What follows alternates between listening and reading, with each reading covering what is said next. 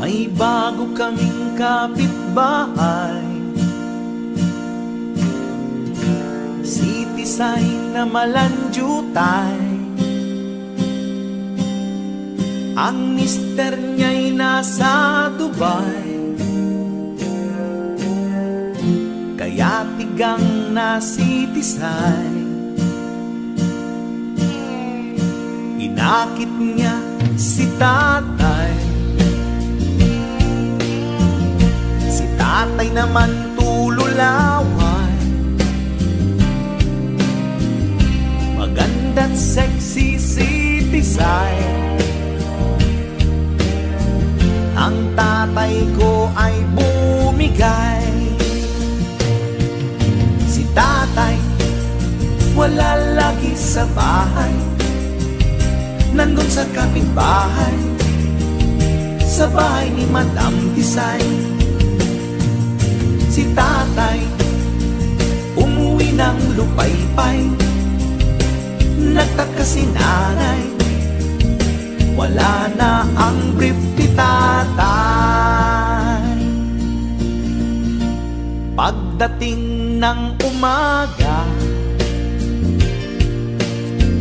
ang nanay ko ay nagduda. Si tatay ay sinundan niya,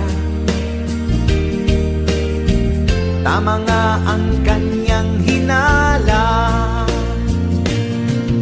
Si tatay wala na naman sa bahay, nandun sa kapitbahay, sa bahay ni Madam Tisay.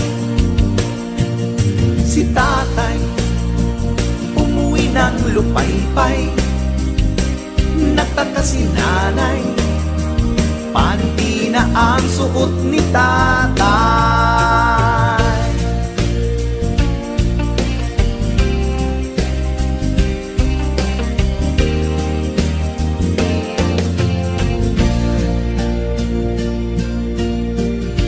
Nakita ng dalawa niyang mata, si tatay ay nakahiga, si Madam Tisay kayakap niya. Walang saplot ang dalawa, sa galit ng aking nanay, hinila si Madam Tisay, gulat itong si tatay. Sinipa ang iyak balls ni tatay, sinampal si Aling Tisay, tumakbo sila sa labas ng bahay. Hinabol sila ng aking nanay, tawanan kapitbahay, hubot-hubad si Tisay.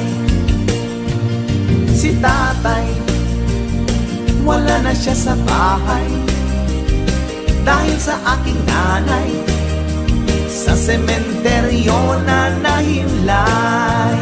Si tatay wala lagi sa bahay, nandun sa kapitbahay, sa bahay ni Madam Tisay.